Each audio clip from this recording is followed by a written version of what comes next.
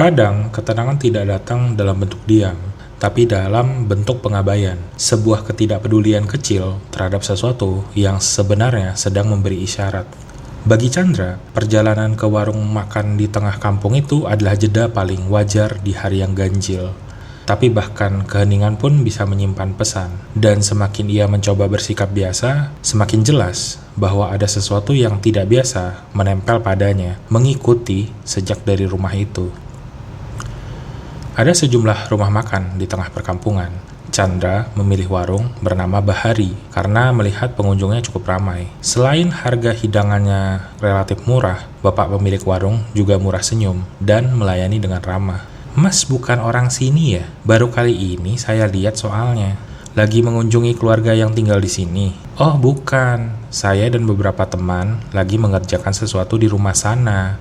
Chandra menunjuk ke arah rumah tua itu. "Hah? Kalau boleh tahu rumah yang mana ya Mas maksud?" "Rumah tua milik Bu Sundari." Jawaban Chandra tidak hanya menghilangkan senyuman di wajah pemilik warung, tapi juga membuat pengunjung lain menghentikan kegiatan mereka dan menoleh ke arahnya. Suasana mendadak hening. "Rumah tua di ujung jalan, halaman luas dan banyak pohon pisang," bapak pemilik warung memastikan. "Selain pohon pisang ada berbagai jenis pohon lain sih, tapi iya, yang itu. Memangnya ada apa ya Pak?" Bukannya menjawab, bapak itu malah menghela napas dan menatap Chandra dengan iba. Sedangkan salah satu pengunjung warung mengumpat, "Cilaka, uy, si Sundari."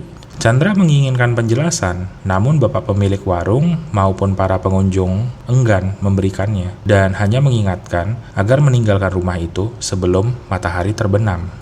Bapak itu kemudian menambah kebingungan Chandra dengan menolak pembayaran. "Tidak usah Mas, uangnya simpan saja ya, saya ikhlas." Akhirnya Chandra meletakkan selembar uang 50 ribuan di meja waktu meninggalkan warung. Tapi waktu dia mengintip dari jendela mobil sebelum pergi, dia lihat si bapak ambil uang itu lalu membuangnya ke jalan. Waktu kembali ke rumah itu, Chandra diberitahu Hendra bahwa kamera-kamera Hendra kembali berfungsi tak lama setelah dirinya meninggalkan bangunan tersebut. Chandra semakin merasa ganjil. Dia tidak jadi menceritakan pengalamannya di warung, khawatir hanya akan menakuti yang lain. Chandra sekarang perlu memastikan saja kegiatan mereka selesai sebelum hari gelap.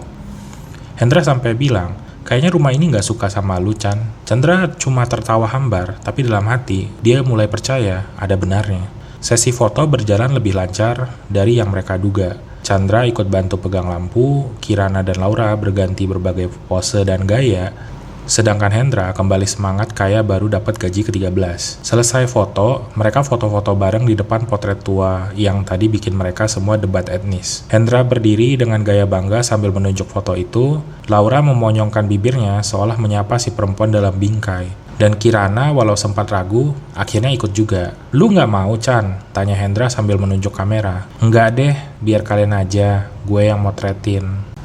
Mereka pun menyudahi semuanya sekitar pukul 4 sore. Hendra lalu menelpon Bu Sundari untuk mengembalikan kunci. "Bu, kami sudah selesai, mau kembalikan kunci." Bu Sundari meminta agar kuncinya diantar ke sebuah alamat. Hendra menyanggupi, mereka pun melaju ke alamat yang diberikan. "Kalian semua baik-baik aja kan? Gak ada yang mengalami kejadian aneh kan?" Pertanyaan yang dilemparkan Bu Sundari membuat Chandra semakin yakin ada sesuatu yang salah dengan bangunan peninggalan Belanda tersebut. Hendra sedikit bingung namun tidak menaruh curiga. Dia mengaku kameranya memang sempat mengalami gangguan tapi tidak bertemu masalah yang berarti. Melihat Bu Sundari bernafas lega, Hendra ingin menuntut penjelasan namun dihentikan oleh Chandra yang mau sampai di kos sebelum terlalu malam. Mereka pamit, Chandra yang menyetir selama perjalanan pulang. Sepanjang perjalanan pulang, suasana di dalam mobil terasa aneh. Mungkin karena semua kelelahan, tapi juga mungkin karena ada yang mengikuti mereka. Perasaan gue saja atau Bu Sundari memang menyembunyikan sesuatu? Hendra terlihat kurang puas karena gagal mendapatkan penjelasan. Urusan kita sama rumah itu udah selesai, jadi nggak perlulah mencari tahu lebih jauh. Apalagi belum tentu jawabannya sesuai harapan, Chandra berpendapat. Sebelum Hendra bisa menanggapi, muncul bau busuk yang amat menusuk hidung, seperti daging busuk, amis, menyengat, yang membuat mereka hampir mengeluarkan isi perut. Keempatnya kompak menurunkan kaca jendela masing-masing. "Bau apa ini?" protes Laura. "Siapa yang kentut? Ayo ngaku, jangan-jangan pup di celana lagi." Nggak ada yang ngaku. Kirana sudah mau buka jendela, Hendra malah pakai masker. Chandra, dia mencoba tetap fokus nyetir sambil menahan napas. Karena sejujurnya, dia takut itu berasal dari tubuhnya sendiri. Mengingat dia buru-buru meninggalkan toilet sebelumnya. Tapi nggak mungkin juga kan. Yang aneh, baunya hilang begitu saja, seperti ditarik keluar oleh udara dingin dari luar mobil. Dan setelah itu, semuanya diam. Chandra berharap tidak ada kejutan lain yang menunggunya.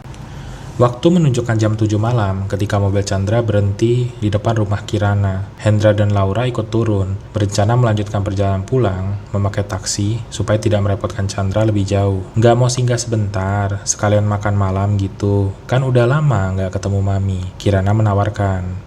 Lain kali deh, agak segan kalau nggak bawa martabak manis. Chandra tersenyum tipis. Oh ya udah, kalau udah sampai kos, telepon ya, Kirana mengingatkan, lalu mengecup pipi Chandra. Jarak antara rumah Kirana ke kos Chandra relatif dekat, dapat ditempuh dalam 10 menit kalau menggunakan kendaraan. Kos itu sesungguhnya termasuk kos campuran, namun kebetulan seluruh penghuninya pria yang kebanyakan berprofesi sebagai karyawan swasta, sisanya mahasiswa. Selepas memarkirkan mobilnya, Chandra didatangi Fatah, satpam yang walaupun sudah parubaya masih betah menjomblo. Mas Chandra, tadi sore ada yang cariin, anak gadis, seumuran mas kayaknya. Siapa? Anissa. Bukan, non Anissa mah saya kenal. Anaknya cantik kali, seperti artis Korea. Chandra menggaruk kepala, seingatnya tidak punya kenalan dengan ciri-ciri tersebut. Dia ada bilang nggak namanya siapa? Pas saya tanya, dia senyum aja. Ku bilang Mas Chandra lagi pergi. Dia bilang mau nunggu, terus tanya kamar Mas Chandra yang mana. Jadi bapak kasih tahu, iya soalnya kelihatan baik-baik, dia beneran nunggu di depan kamar Mas, tapi nggak lama. Barangkali digodain sama penghuni lain. Dia nggak ada hubungin Mas. Chandra mengaku tidak ada yang menghubunginya, juga menambahkan ada kemungkinan tidak mengenali perempuan tersebut. Fatah terlihat kecewa namun tidak berkomentar lebih jauh dan kembali ke posnya. Meskipun sedikit penasaran, Chandra terlalu lelah untuk memikirkannya. Apalagi ada hal lain yang sekarang menyita perhatiannya. Begitu masuk ke kamarnya, bau busuk yang tadi kembali menyambutnya, lebih tajam, lebih jahat. Dan kali ini bukan cuma bau, ada perasaan lain, seperti dia tidak sendirian. Chandra mundur 2 langkah, menahan napas, lalu berlari masuk untuk mengambil pengharum ruangan dan menyemprot semua sudut kamar, sampai botolnya hampir habis. Tapi bau itu tetap ada, menempel di dinding, di udara, bahkan di kulitnya. Dia mencoba menenangkan diri dan melupakannya. Chandra mandi, lama, menggosok tubuhnya seperti ingin menghapus sesuatu yang tidak terlihat. Lalu dia menelpon Kirana. Dan disitulah kekacauan benar-benar dimulai. Kok lama? Nggak langsung pulang ke kos? Ada singgah kemana? Nggak ada singgah, tadi mandi dulu, soalnya badan lengket. Bentar, siapa itu? Kirana tiba-tiba memotong. Hah? Siapa apanya? Chandra mengangkat alis. Kamu lagi sama siapa, Chan? Apaan sih? Aku di kamar sendirian aja. Jelas-jelas tadi ada suara perempuan. Suara perempuan? Chandra memeriksa sekelilingnya. Kamu salah dengar mungkin. Gak ada siapa-siapa kok. Masa sih? Padahal aku yakin... Itu siapa yang ketawa? Itu Anissa bukan? Chandra kembali memeriksa sekitarnya, juga meningkatkan ketajaman indera-inderanya, namun tetap gagal menemukan suara yang dimaksud Kirana. Nah, jangan bercanda begini deh, udah malam, aku juga udah lelah. Dan kenapa bawa-bawa nama Anissa? Kan udah berulang kali ku jelasin, hubungan kami hanya teman kerja. Aku nggak sedang bercanda, Chan, aku jelas-jelas dengar. Tapi Kirana nggak berhenti, dia terus menuduh, terus marah, sampai akhirnya menutup telepon tanpa pamit. Chandra duduk di pinggir kasur, menarik napas, mencoba menenangkan diri, dan kemudian lehernya terasa dingin, seolah ada napas yang menyentuh kulit dari belakang. Dia lompat dari tempat tidur, menyalakan semua lampu. Seluruh ruangan terang benderang, tapi dia masih merasa dia tidak sendiri.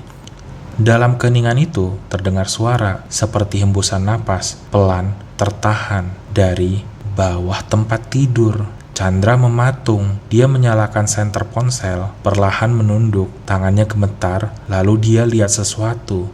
Bayangan bergerak cepat, lari dari kolong kasur menuju kamar mandi. Chandra ingin berteriak, tapi suaranya tertahan di tenggorokan. Lampu kamar mandi berkedip cepat, seperti ada yang bermain dengan saklar dari dalam. Lampu itu menyita perhatiannya. Semakin cepat lampu itu berkedip, semakin cepat juga jantungnya berdetak. Waktu tiba-tiba seolah berjalan jauh lebih lambat. Chandra mampu merasakan setiap detiknya. Di saat yang sama, muncul dorongan kuat lain yang kali ini memaksa Chandra berjalan mendekati kamar mandi. Dia terpisah 2 langkah saja dari kamar mandi ketika pintu kamar kosnya diketuk keras. Buka pintunya, Chan. Aku tahu kamu ada di dalam." Chandra mengenali pemilik suara itu, Kirana. Suara yang sama membantunya mendapatkan kembali kendali tubuhnya. Dia membuka pintu dan mendapati Kirana mempelototinya dengan wajah masam. Kirana langsung menerobos masuk, memeriksa setiap sudut ruangan, sedangkan Chandra menemukan lampu kamar mandinya sudah berhenti berkedip. Pada akhirnya, Kirana gagal menemukan orang lain di kamar tersebut. "Sudah kubilang, tidak ada siapa-siapa. Dari tadi aku sendirian." Chandra tersenyum tipis. Sesungguhnya, diam-diam berpikir kalau lebih baik Kirana menemukan seseorang atau sesuatu. "Maaf, barangkali aku kelelahan. Tapi aku nggak bohong. Tadi serius, kedengaran suara." Chandra mendengarkan sampai Kirana puas, lalu mengantarnya pulang. Malam itu, dia tidur dengan semua lampu menyala. Tapi sebelum benar-benar terlelap, dia sempat mendengar satu hal, suara perempuan bersenandung lagi, dan kali ini dia tahu pasti itu bukan Kirana, bukan Laura, bukan siapapun yang dikenalnya. Itu dia. Ada napas yang tidak berasal dari tubuhnya, ada suara yang tidak dikenal tapi terus muncul, dan sekarang suara itu menyanyi di tempat yang seharusnya sunyi. Chandra mulai sadar yang menghantuinya bukan hanya kejadian ganjil atau rasa takut, tapi sosok yang menempel diam-diam dan kini tidak berniat pergi. Sampai ketemu di bagian selanjutnya ya.